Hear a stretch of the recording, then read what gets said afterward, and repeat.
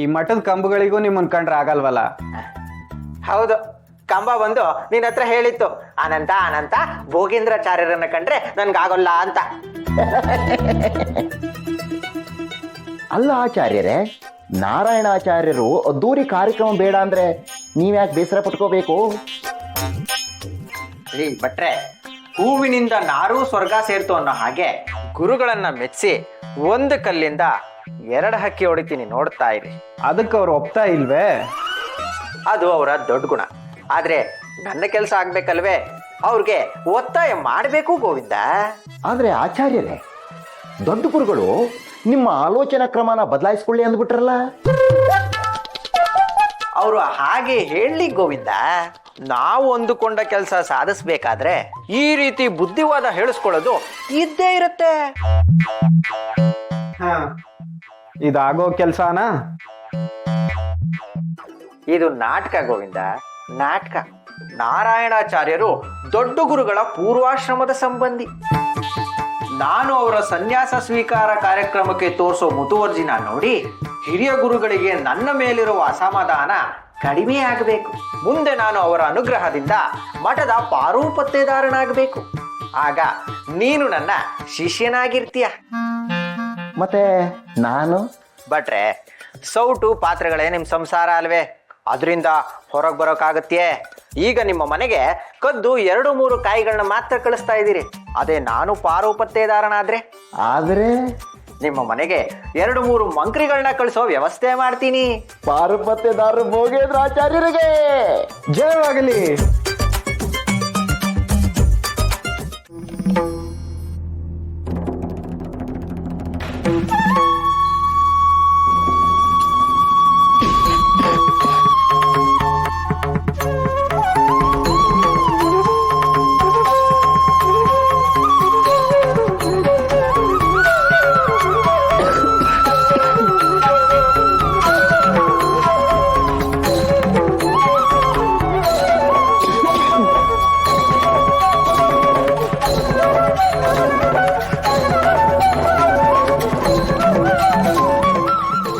ನೀವ್ಯಾಕಪ್ಪ ಇಲ್ಲಿ ಕೂತ್ಕೊಂಡಿದ್ದೀರಾ?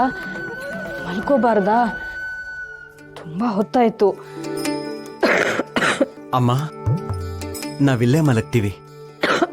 ಒಂದು ಹೊತ್ತಲ್ಲೇನಾದ್ರೂ ಬೇಕಾದ್ರೆ ಯಾರಾದ್ರೂ ಜೊತೆಲಿರ್ಬೇಕಲ್ವಾ? ಹೌದಮ್ಮ, ನಾವಿವತ್ತು ನಿಮ್ ಜೊತೆನೆ ಮಲಗ್ತೀವಿ. ಹೆಸರಿಗಷ್ಟೇ ಧ್ಯಾನ ಮಾಡ್ತಿದ್ದೀನಿ. ಗಮನ ಎಲ್ಲ ಈ ಹಾಳಾದ ಸಂಕಟದ ಮೇಲೆ ಇದೆ. ನಿದ್ದೆನೇ ಬರ್ತಾ ಇಲ್ಲ. ನನ್ನ ನರಳಾಟದ ಮಧ್ಯೆ ಪಾಪ ನೀವ್ಯಾಕೆ ನಿದ್ದೆಗೆಡ್ತೀರಿ? ನೀವು ನರಳಾಡ್ಕೊಂಡು ಕಷ್ಟಪಡ್ತಿದ್ರೆ ನಮ್ಗಾದ್ರೂ ನಿದ್ದೆ ಹೇಗ್ ಬರುತ್ತಮ್ಮ? ನಮ್ಮಿಬ್ಬರನ್ನ ನೆಲೆ ನಿಲ್ಲಿಸ್ಬೇಕು ಅಂತ ಬೆಟ್ಟದಷ್ಟು ಆಸೆ ಇದ್ರು ಚಿಕ್ಕ ಮಗುನ ಬಿಟ್ಟು ಬಂದಿದ್ದೀರಿ. ನಮ್ಮ ಮೇಲೆ ನಿಮಗಿರೋ ಅಷ್ಟು ಕಾಳಜಿ ನಿಮ್ಮ ಮೇಲೆ ನಮಗೂ ಇರ್ಬೇಕಲ್ವಾ ಅಮ್ಮ? ಆ ಶ್ರೀಹರಿಗೆ ಈ ಪ್ರಪಂಚದಲ್ಲಿ ನಾನೊಬ್ಳೇ ಪುಣ್ಯವಂತಿ ಅನ್ಸಿರ್ಬೇಕು. ಅದಕ್ಕೆ ನಿಮ್ಮಂತ ಮಗ ಸೊಸೆನ ವರವಾಗಿ ಕೊಟ್ಟಿದ್ದಾನೆ. ಸರಿ, ಮಲ್ಕೊಳ್ಳಿ. ಮೊದಲು ನೀವು ನಿದ್ದೆ ಮಾಡಿ, ಆಮೇಲೆ ನಾವು ಮಲಗ್ತೀವಿ.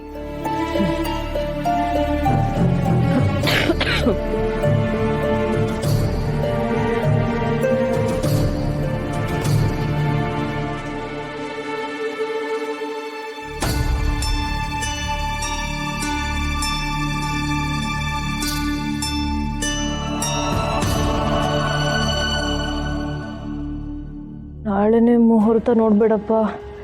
ಆದಷ್ಟು ಬೇಗ ಪುಂಸವನ ಸೀಮಂತ ಕಾರ್ಯಕ್ರಮಗಳಾಗ್ಬಿಡ್ಬೇಕು.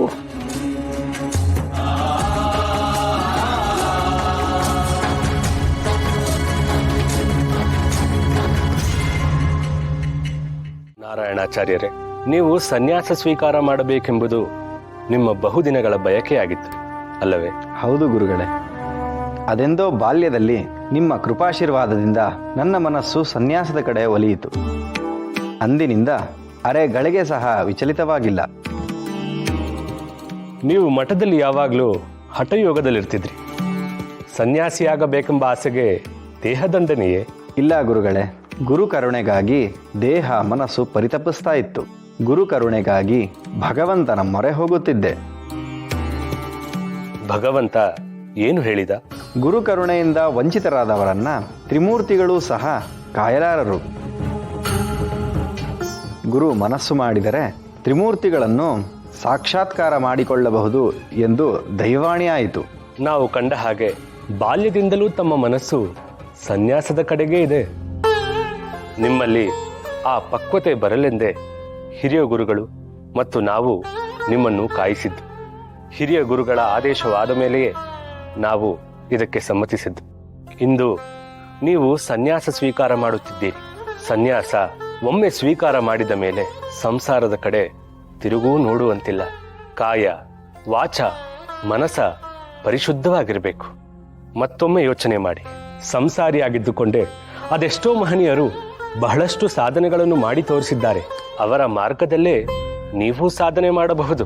ನಾನು ಇಲ್ಲ ಎನ್ನುತ್ತಿಲ್ಲ ಗುರುಗಳೇ.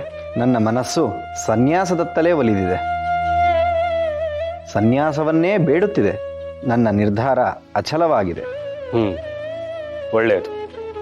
ಆ ಪಕ್ವತೆ ನಿಮ್ಮಲ್ಲಿ ಎದ್ದು ಕಾಣುತ್ತಿದೆ. ಬಾಲ್ಯದಿಂದಲೂ ನಿಮ್ಮ ಮನಸ್ಸು ಸನ್ಯಾಸದ ಕಡೆಗೇ ಇದೆ. ಯಾವುದೇ ಫಲಾಪೇಕ್ಷೆ ಇಲ್ಲದೆ ಧರ್ಮ ಮಾರ್ಗದಲ್ಲೇ ನಡೆಯಿರಿ. ವಿಶ್ವನಾಥ, ನಾರಾಯಣಾಚಾರ್ಯನನ್ನು ಹೊಳೆಯ ಬಳಿ ಕರ್ಕೊಂಡು ಹೋಗು. ನಾವು ಅಲ್ಲಿಗೆ ಬರ್ತೀವಿ. ಉಳಿದವರು ಇಲ್ಲೇ ಇರಿ, ಅಲ್ಲಿಗೆ ಬರುವ ಹಾಗಿಲ್ಲ. ಶ್ರೀಹರಿ.